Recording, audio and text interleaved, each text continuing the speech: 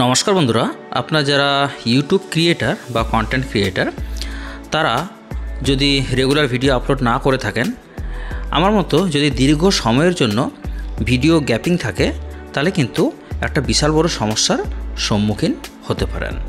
আপনাদের যে ইউটিউব চ্যানেলের যে মনিটাইজেশন পলিসি অথবা ইউটিউব পার্টনার প্রোগ্রাম স্ট্যাটাস, যেটাকে ওয়াইপিপি বলা হয়, যার মাধ্যমে আপনারা ইউটিউব থেকে আর্নিং করতে পারেন, সেই স্ট্যাটাস কিন্তু আপনারা হারিয়ে দিতে পারেন।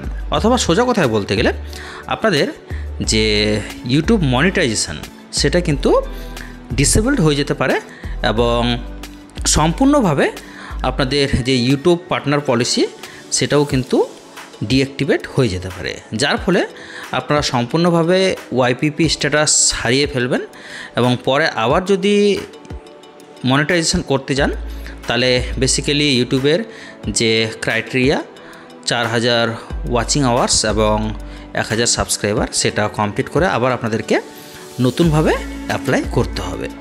এখানে দেখুন ইউটিউবের তরফ থেকে আমাকে যে মেল করা হয়েছে সেখানে লেখা রয়েছে, hi PDS academy, we noticed you have not posted any content to your YouTube channel PDS Academy for several months and have fallen below the eligibility criteria for YouTube Partner Program বা YPP.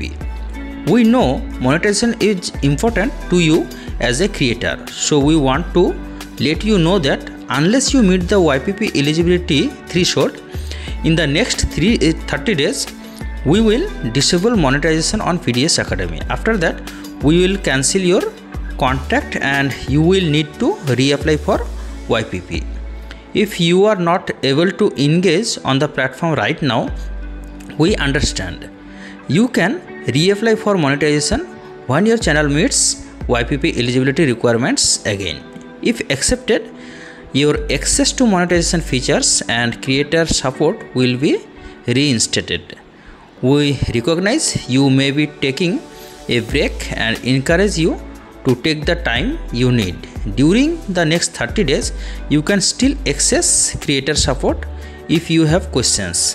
When you are ready to start making content again, feel free to visit YouTube Creators to learn more about growing your channel and building your community. Sincerely, the YouTube team.